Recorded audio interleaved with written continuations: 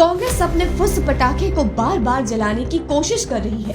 उसको लगता है कि ये कभी तो धमाका करेगा, लेकिन इनको कौन समझाए कि जिसमें कभी बारूद था ही नहीं, वो क्या खाक धमाका करेगा। फ्लॉप भारत जोड़ो यात्रा के बाद अब राहुल भारत जोड़ो न्याय यात्रा पर निकल चुका है, लेकिन सवाल ये है कि वो किसको न्याय दिलाने निकला है। 23 दिसंबर 1949 की सुबह विवादित ढांचे के अंदर से घंटियों की आवाज आने लगती है। पता लगता है कि वहां श्री राम जी की पूजा हो रही है। हिंदू पक्ष दावा करता है कि बीते रात अचानक मंदिर में प्रभु राम की मूर्ति प्रकट हो गई। मुस्लिम पक्ष कहता है कि मूर्ति को रात के अंधेरे में जबरन रखा।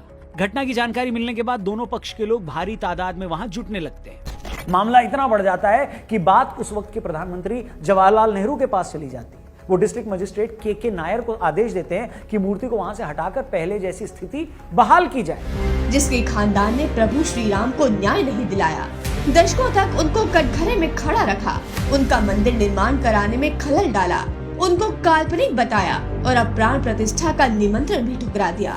ये वही कांग्रेस पार्टी है जिन्होंने भगवान श्री राम को काल्पनिक बताया था।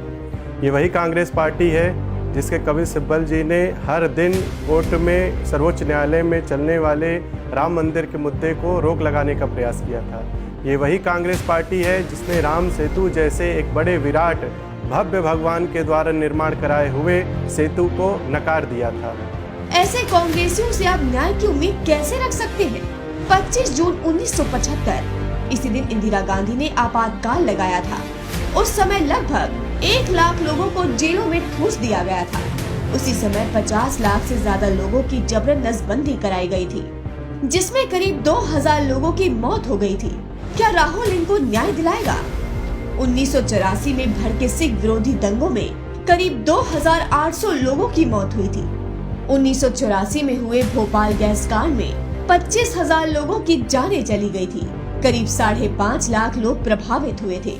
इतना ही नहीं, गैस त्रासदी के आरोपी एंडरसन को देश से भगा दिया गया था।